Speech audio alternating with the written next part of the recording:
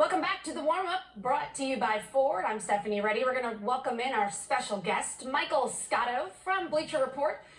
Michael, it's been reported that Leon Rose will be joining the New York Knicks as their president of basketball operations. Do you have any information on when this will become official and what the expectations are for him to fill his staff out? Well, it's going to take time for Leon to get decertified as an agent and that process to play out, but the expectation is that he will take the job. Once he gets in that hot seat, well, I shouldn't say hot, I guess once he takes it, but you never know here in New York. Once he gets in that seat, the next thing for him is going to be helping to provide this organization with valuable intel, especially when it comes towards free agents and the trade market. You know, previously, obviously, New York felt they had a really good shot at Kevin Durant and Kyrie Irving, and they were misguided in that. Also with Leon, I think it's going to be interesting to see, as a former CAA executive, how he deals with some of the guys on their roster, such as Elfrid Payton, who is a CAA client, as well as Julius Randle. Elfrid Payton's got a non-guaranteed deal. He's got a bevy of draft picks to work with in the coming years ahead until 2023. They have about seven draft picks, at least as far as I can remember, as far as first rounders. So he's got enough to work with to maneuver this roster and shape it how he would like. But it's going to take some time. Right now, when you look at the Knicks core, you have Mitchell Robinson, Frank Ntilikina, and Kevin Knox and some other young pieces. But their development is going to be critical, regardless of what moves Leon makes down the road once he's in power. You mentioned is coming from CAA as a player agent. His client list is pretty extensive and has been for several years. You take a look at who he represents currently, and here's some examples: Cat Towns, Carmelo Anthony, Devin Booker, Joel Embiid, Chris Paul, Jaren Jackson Jr. You also mentioned the word intel. Does his client list have any sway at all in him getting this position?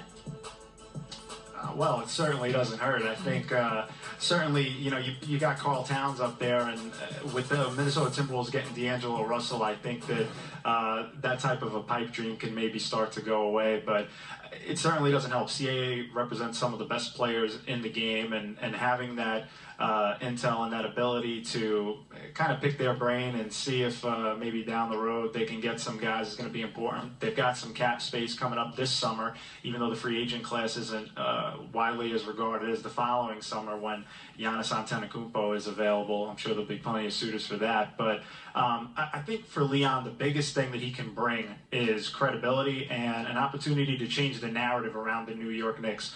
Obviously, they've struggled as a franchise, recently and dating back, a decade and whatnot. So for Leon, I think the biggest thing is going to be slow, gradual progression. Can they do what the Brooklyn Nets did across the river and go from maybe 20-something wins to in the 30s, then into the 40s, and make those steps going forward with smart moves and maybe even using the cap space to acquire more assets such as draft picks? We didn't see that last year. They got a ton of veterans, and they filled out this roster with guys that ultimately blocked some of their younger guys to try to develop. I would look for them to kind of switch from that mentality and try to use that cap space to maybe take on guys who have a 1 year left on their deal and try to get a draft asset back. I think that should be the focus for Leon and the team going forward as they try to reshape this organization looking ahead. You mentioned assets today. Obviously, the trade deadline passed right at 3 p.m. New York Knicks moved Marcus Morris. Everyone's talking about how he helps the Clippers. What did the Knicks get in return that you think will help them? Well, they get a local guy in Mo Harkless who played at St. John's, but as we've talked about earlier on this segment, those draft picks are going to be crucial for them, having the Clippers' first-round pick. And I don't think the pick swap is going to matter because I don't see the Knicks finishing worse than the Clippers next year. But it's just a bunch of assets that you can try to flip even down the road. Maybe you take 2 of your picks and you try to get an established star, or you can try to move up in the draft. I think also one thing we've seen in drafts now, dating maybe to the past 5 drafts or so, early second-round picks are extremely valuable, given that you can structure contracts differently than a set first-round pick, and it gives you a little bit more flexibility. I think for the Knicks, that's the biggest thing that they can look forward to right now. Marcus Morris wasn't going to be a part of the future. And I think the thing that's not being talked about enough is by moving Marcus Morris, you give some of your younger guys like a Kevin Knox, who I touched on earlier in the segment, an opportunity to play more.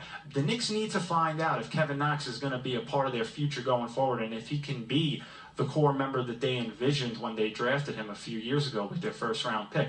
There's no other way to do that than to play the young man and see what he's got to offer. He struggled with confidence and shooting the ball earlier in the season. Now he won't be looking over his shoulder.